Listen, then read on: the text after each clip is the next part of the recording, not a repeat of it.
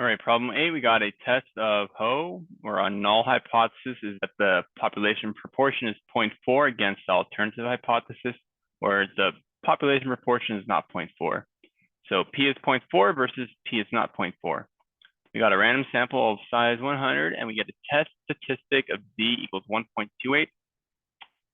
And so the question is, what's the p-value that goes with this test? Okay, so for this, let's make a sketch. Roughly normal bell curve. All right, so our Z score is 1.28. Remember, our Z score is, going way back to chapter 2 days. The p-value corresponds to the area to the right of the Z score to be our p-value. If it were just a one-sided test, it would only be the area to the right. But this is a two-sided test because we're saying great or not equal to 0.4. If it said just greater than 0.4, it would just be this. But since we're saying not equal to 0.4, you do a two-sided test or two-sided p-value, so to speak, or you look at the area to the left of negative 1.28 and to the right of 1.28. These two areas will be our p-values. And of course, since this is a symmetric distribution, you just find the area to the right of one of the p-values and double it. Right, so using technology, you go to distribution, normal CDF, lower bound 1.28 comma 1 billion or zillion or trillion, whatever this is. The normal distribution with the standard deviation of 1, mean of 0, so we don't gotta enter anything else. Bang. That's area to one side, about 10%. Multiplied by 2 is the area to both sides, 20%. And then our answer will be D, because that's 20% right there. All right, not a problem. All right, problem 9. An SRS, a simple random sample of 100 postal employees, found that the average time these employees had worked at the postal service was 7 years, with standard deviation 2 years. Do these data provide convincing evidence that the mean time of employment for mu for the population of postal employees has changed from the value of 7.5? That was true. So back in the day, 7.5 was the mean. So let's have our null hypothesis be the mean was 7.5. And now it's saying has changed. So well, it's right here. Oh, let me just write it again, just because I love writing statistical symbols where mu is not equal to 7.5. Okay, so then if we test these hypotheses using a one sample t-test, what's the conclusion we're going to make at the 5% significance level? Well, let's go ahead. Let's make a test statistic. We got our t statistic, which is going to be our sample mean, our x bar minus our null hypothesis mean, or mu sub 0, or mu naught, or mu over the standard deviation of, or I guess technically standard error in this case, since we don't know the standard deviation of the population. So S sub x over the square root of 100, or let me just leave it in formula form, over the square root of n. Then we just fill it in. X bar with, what do we get? Oh, we don't. No, we did. Yeah, whoops, 7. We got 7. 7 minus 7.5, because that was the population mean many years ago. We've got the standard deviation. Here was 2. So 2 over the square root of 100, because n is 100. So now we just use our calculator. So 7 minus 7.5.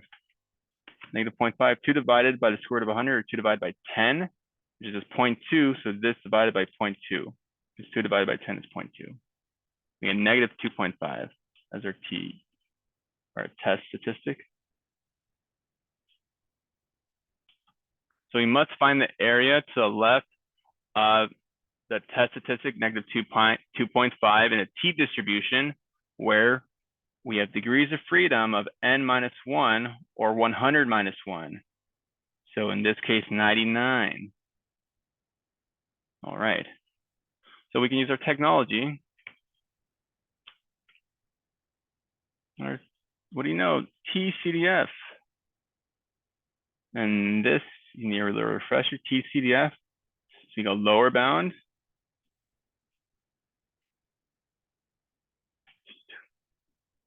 Comma to our upper bound, negative 2.5. And then followed by our degrees of freedom, which is 99. So 0.007. So let me put, so remember it's low, in case you need a reminder, lower, upper degrees of freedom. We get about 0.007, our p-value. P-value. But remember, this is saying not equal to that. So you got to double it. Times 2, double it, you have about 1.4%. Times 2, still get about 0.014, 1.4% is. So this is below 5% for sure. Not even an issue. Not even close. So we're going to reject the null hypothesis. And if we reject the null hypothesis, in this case, we're saying that the mean is no longer 7.5. So there's convincing evidence the mean time working at this post office has changed. So it would be A. There's convincing evidence that the mean time working with the postal office has changed. Because this, again, this is such a small probability of occurring that we can't really rule out this being due to chance. All right, number 10. Are TV commercials louder than their surrounding programs? To find out, researchers collected data on 50 randomly selected commercials in a given week. With the television's volume at a fixed setting, they measured the maximum loudness of each commercial and the maximum loudness of the first 30 seconds of regular programming that followed. Assuming conditions for inference are met, the most appropriate method for answering the question of interest is, all right, so this is a good question to make sure that you understand that a lot of the time on the AP exam, it's not really doing the calculation and like figuring out what your sample standard deviation, all these are.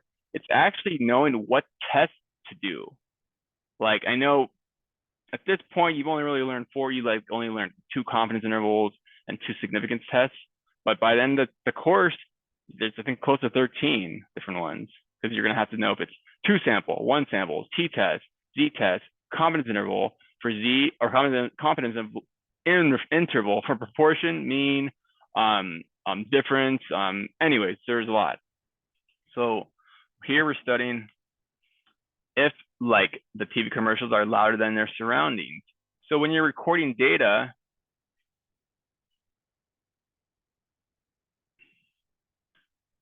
you have, your TV sound and your surroundings, we'll say.